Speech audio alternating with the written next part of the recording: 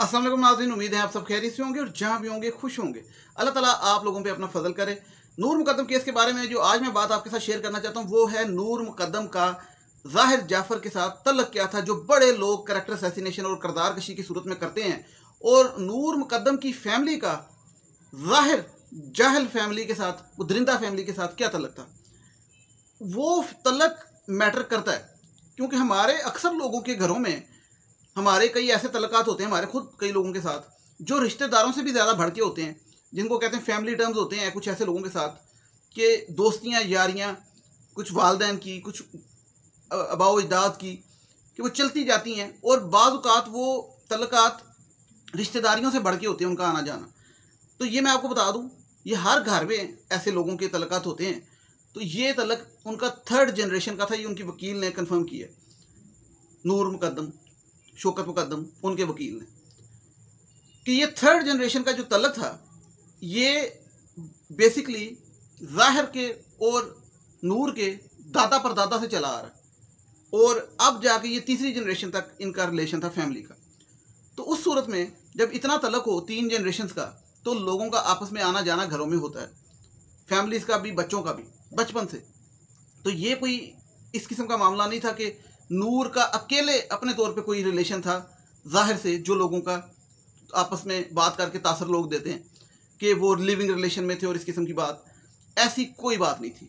दूसरी बात, दोनों फैमिलीज़ के बंदे फ़ॉरेन सर्विस में थे। शौकत मुकद्दम जो नूर के वालिद हैं वो भी रिटायर्ड एम्बेसडर हैं, और ज़ाहिर के दादा, वो भी, दादा के नाना जो मतलब ग्रैंड फादर हैं, वो भी फ़ॉरेन सर्विस में बताए जाते हैं कि वो भी फ़ॉरेन सर्विस में थे। तो ये फ़ॉरेन सर्विस की दोनों फैमिली का आपस में कनेक्शन 3 जनरेशन से चल रहा है, ये मैं आपको बता दूं। और आगे बच्चों तक फिर वो आपको पता है कि वो घरों का आना जाना होता है। उसमें वो जो दरिंदा फैमिली है, उसमें वो ज़ाहिर बेसिकली एक जुनूनी आदमी था जिसने नूर के साथ ये सब कुछ किया। और उस पर कई लोग करैक्टर असैसिनेशन करते हुए ये नहीं सोचते कि पोस्टमार्टम रिपोर्ट के अंदर नूर से 2 बार ज़्यादती साबित हुई है। और ज़्यादती का मतलब क्या है वो आपको पता है, कि मतलब वो कोई नॉर्मल चीज़ नहीं, ज़्यादती साबित हुई है। और कुछ लोग फिर वो जो प्रेगनेंसी की बात करते हैं, उनको ये बंदा बता दे कि ये करैक्टर असैसिनेशन जो अदालत में वकील करते हैं और आप यहाँ पे यूट्यूब पे कर रहे हैं, ऐसी बात वकील के मुताबिक भी, हमारे मुताबिक भी, जर्नलिस्ट के मुताबिक भी, किसी रिसोर्स के मुताबिक ऐसी बात की अभी तक कोई कंफर्मेशन नहीं है। और इस तरह पेरेंट्स को नूर मुकद्दम की बड़ी तकलीफ होती है। तो ये काम आप प्लीज़ बंद कर दें। क्योंकि मैं आज भी एक लड़के का यूट्यूब देख रहा था, उसने बड़ी सनसनी करके इतनी बड़ी पट्टी लगाई थी थंबनेल पे कि नूर मुकद्दम क्यों प्रेग्नेंट थी, क्यों थी।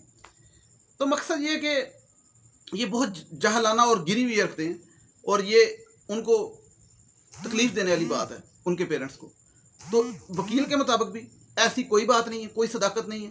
Postmortem, forensic report, blood test, हर चीज़ में कोई ऐसी बात सामने नहीं आई।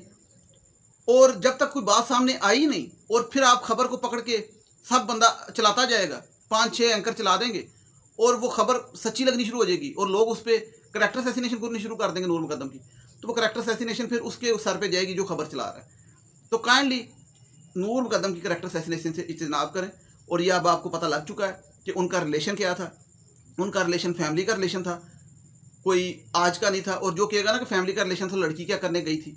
आप लोगों के घरों में 2 फैमिलियों के आपस में तल्लकात होते हैं, 3 जनरेशन से चले आ रहे होते हैं। तो बच्चे बचपन से आपस में एक दूसरे के घर आते जाते हैं, खुला माहौल होता है, रिश्तेदारों वाला साहब होता है। हमारे अपने कई लोगों के साथ ऐसे तल्लकात हैं कि वो ऐसे रिश्तेदारों से बढ़ के होते हैं। तो इस किस्म के रिलेशन में अगर कोई जाता है तो उसको भी आप गलत कहेंगे। गलत कहना है तो उस दरिंदे को कहें, उस उधर आके ज़ुबान बंद हो जाती है कई लोगों की। तो ये मैं आपको ये वीडियो बनाने का मकसद ये है कि काइंडली जो लोग नूर मुकद्दम की अभी भी करैक्टर असैसिनेशन कर रहे हैं, तो उनको आप ये 2 जवाब दे सकते हैं कि जो सवाल पूछते हैं कि उसका तल्लक क्या था, और जो दूसरा वो उसकी रिपोर्ट्स के बारे में जो गलत वीडियोस बना के और गलत कमेंट्स कर रहे हैं, उनको भी आप जवाब दे सकते हैं कि ऐसी कोई बात नहीं है, कोई सदाकत नहीं है। और काइंडली सपोर्ट कीजिएगा नूर मुकद्दम को, क्योंकि ये केस, इसके बारे में अब ये जो बात आई है, मैं शुरू से कह रहा हूँ कि 2 से 3 साल लगते हैं, लेकिन मैंने ये बड़ा कम बताया था। ये तीनों हाई कोर्ट, सुप्रीम कोर्ट सबका बताया था। लेकिन उनके वकील के मुताबिक अगर सिर्फ ट्रायल कोर्ट के अंदर ही अगर नॉर्मल स्पीड से जिस तरह केसेस चलते हैं उस तरह चला, तो 1.5 से 2 साल सिर्फ ट्रायल कोर्ट में लग जाएगा। उसके बाद सारा मलाम लू के 5-6 साल लग जाते हैं। तो कितनी खौफनाक बात, खौफनाक की। लेकिन मैं समझता हूँ कि उन्होंने कहा कि हम 2 महीने के अंदर कोशिश करेंगे इस केस को वाइंड अप करने, क्योंकि हमारी सारी तैयारी है। लेकिन डिफेंस है, मुल्जिम है, उनको भी राइट होता है कि अपनी सफाई दे सकें, और 12 मुल्जमान हैं और केस को वो लटकाने की कोशिश करते हैं ताकि टाइम मिल जाए। तो इसका एक ही हाल होता है जो मैं पहले दिन से कह रहा हूँ कि सुप्रीम कोर्ट अपने लोअर कोर्ट को ऑर्डर जारी करे, हुकूमत इंटरफेयर करे कि अदलिया, मतलब बड़ी अदलिया छोटी अदलिया को कहे कि भाई एक टाइम फ्रेम दे कि इतनी देर के अंदर आपने ये केस डेली बेसिस पे सुन के ख़त्म करना है। मतलब ये डेली बेसिस का केस होना चाहिए और जल्दी, जिस तरह वो ज़ैनब वाक़े का ये हुआ था, यानी कि ये फर्स्ट टाइम होना है। तो इस किस्म की बात होगी तो ये केस होगा जल्दी, नहीं तो अदरवाइज़ काफ़ी टाइम लग जाएगा। और जितना टाइम लगेगा, अभी देखें 1 महीना गुजरा और कितना कुछ हो गया, तो अब आप अंदाज़ा लगा सकते हैं।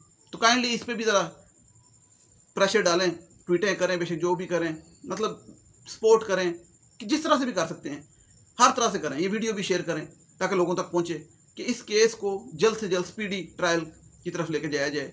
रिक्वेस्ट है हमारी, और हमारी रिक्वेस्ट करना हमारा राइट है। अल्लाह ताला आप सबका है, हम नासर हो, मुझे इजाज़त दीजिएगा। टिल देन टेक केयर, अल्लाह हाफ़िज़, थैंक यू सो मच।